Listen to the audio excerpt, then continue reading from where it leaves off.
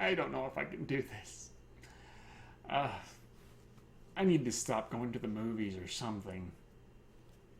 This has been a bad summer, even though it started off strong with awesome, blockbusters like Avengers 2 and Mad Max.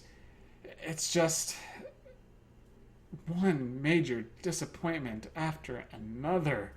I mean, Jurassic World was bad, and okay, Ted 2 I wasn't expecting as much from, but it wasn't a bright spot. I mean, this just broke me, man. And it's weird because on its own, I don't think Terminator Genisys is an unwatchable film. It's just a below average actioner. And yet, I'm so irrationally angry that I'm losing sleep over this shit. I mean, I'm not even lying. Like, after I saw it on Friday and I went to bed later that night, I was up for hours just fuming at how badly they fucked this up. And it's gotten to the point where I'm getting angry at anybody who likes this movie. And not many people have really liked this movie, but those who do, like they say, a great trip down nostalgia lane, even though I always think that's a stupid goal for a movie to pursue, because all it's going to do is remind us of other better movies. And that's not really fair, because, like I said, this isn't unwatchable. Everybody is free to their own opinions. I have liked movies that everybody else has hated. But I'm just fucking furious with this film.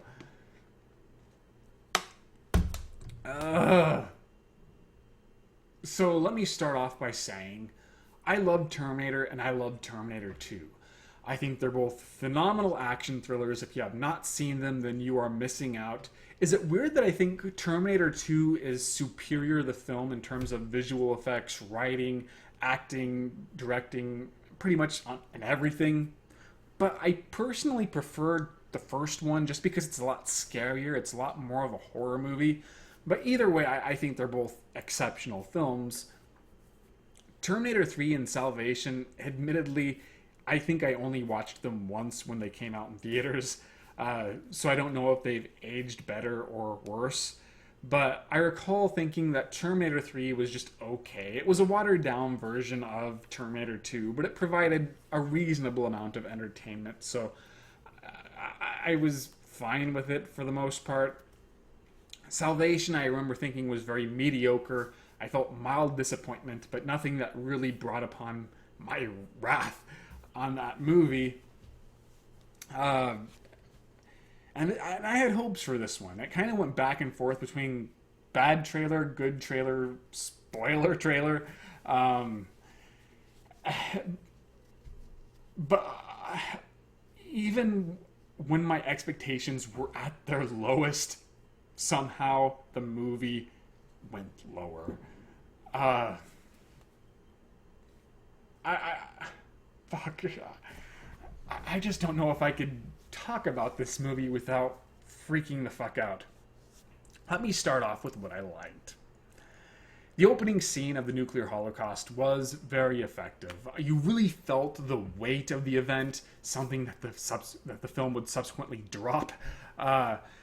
The visual effects were flawless. You saw a lot of detail within the destruction, and that following shot of the post-apocalypse where you see just a children's bicycle sitting next to some skulls all covered in ash.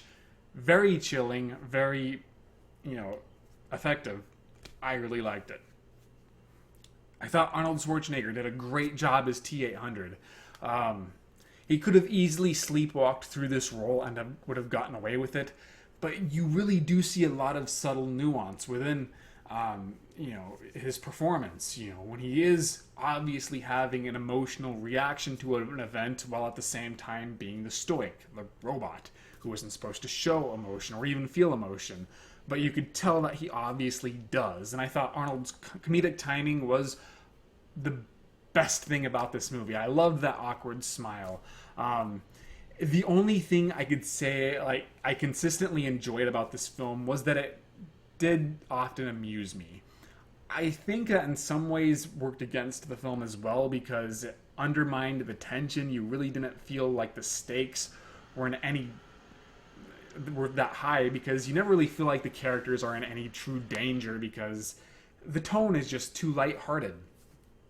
The previous films, particularly the first two, that intensity felt real. Even when characters were saying or doing something funny, you always felt like they were in the threat of danger. The action scenes were okay, I guess. The effects ranged from good to good for a video game. They weren't always convincing. The only action set piece that really jumped out at me was the helicopter chase, but only because it was very bad. Not only is the CGI just a bit too much, looked too much like CGI. I didn't like the murky lighting, the claustrophobic camera work, or the overly tightened editing. It was just a very disoriented scene for all the wrong reasons. The rest of it, though, was just kind of average. I felt more like the filmmakers were influenced by the Marvel movie universe than they were the Terminator films.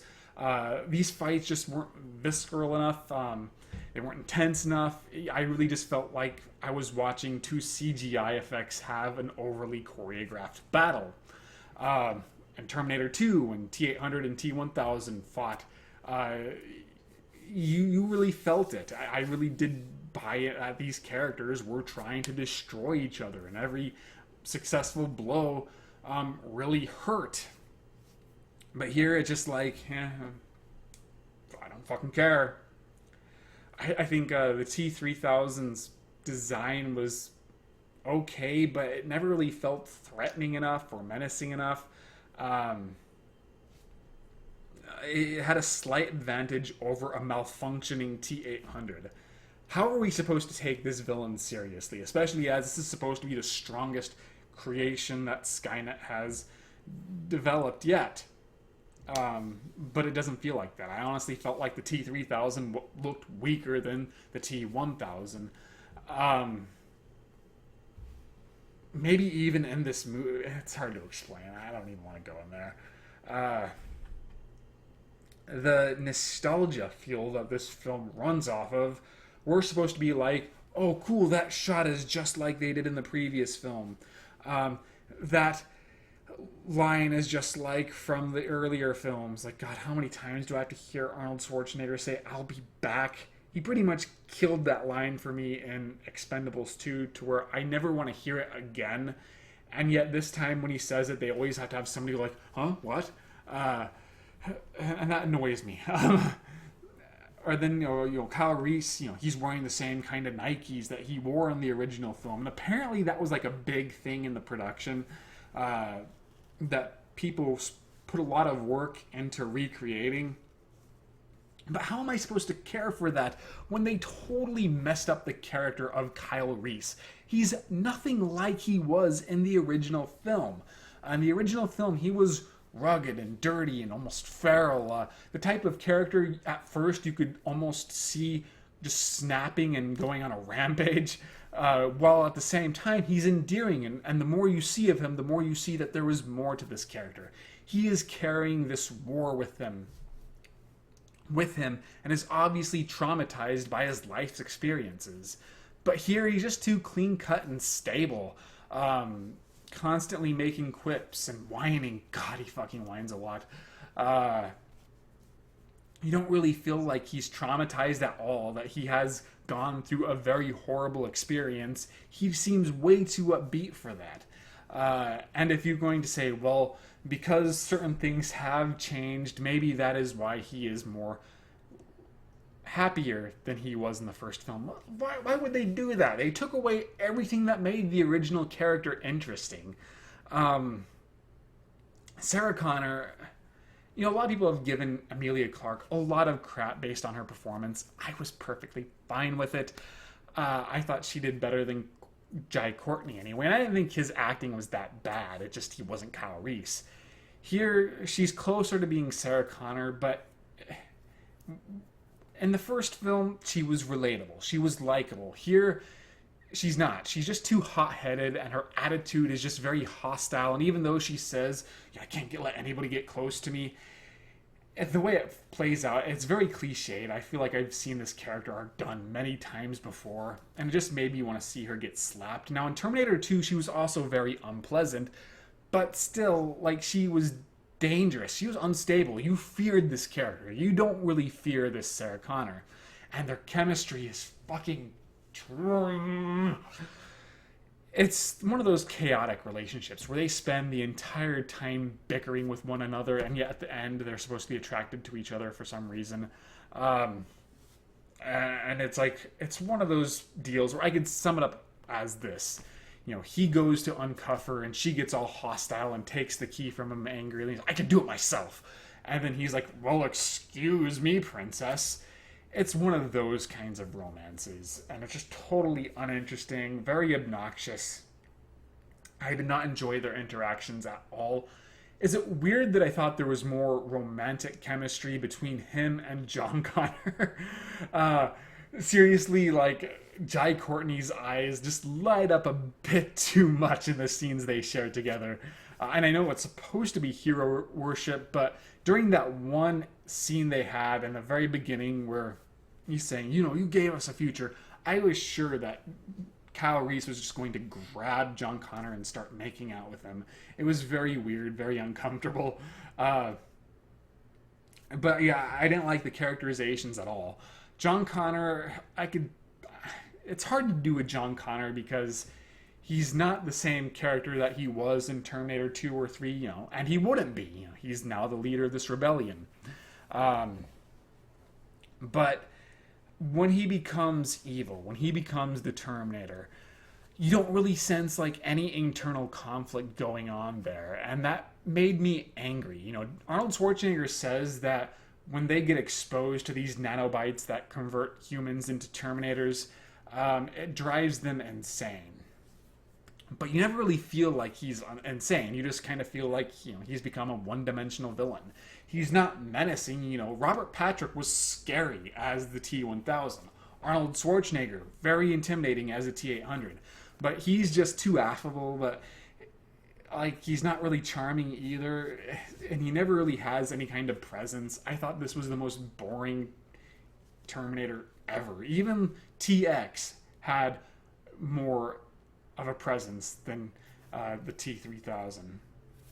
But so not only is there no internal conflict with John Connor, there's no drama surrounding this revelation.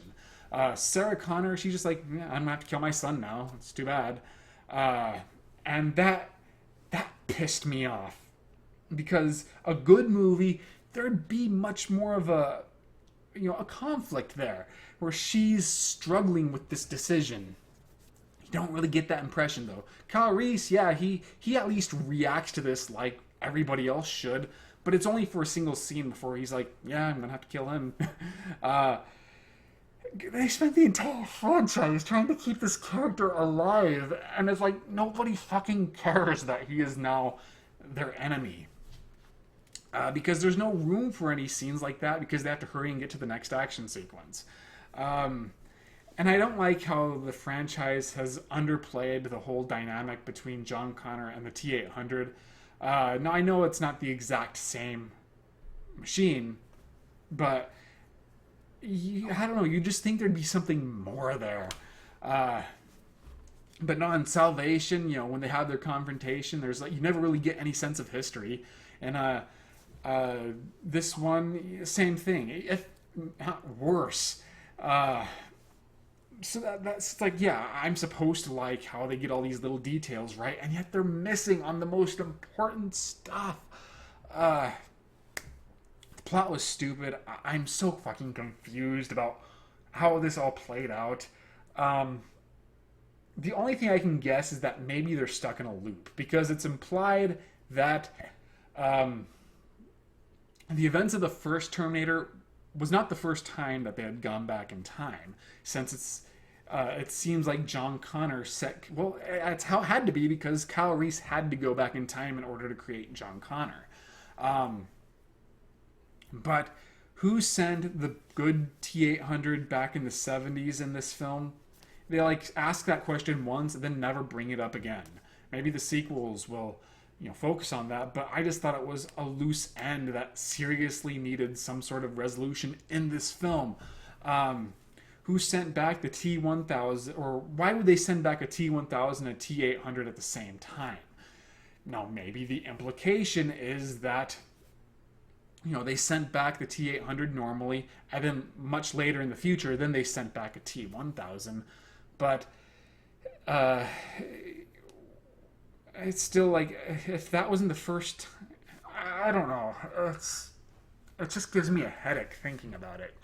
And these are all holes that have kind of plagued the franchise from the beginning. But all Terminator Genisys did was widen them. It drew more attention to these holes.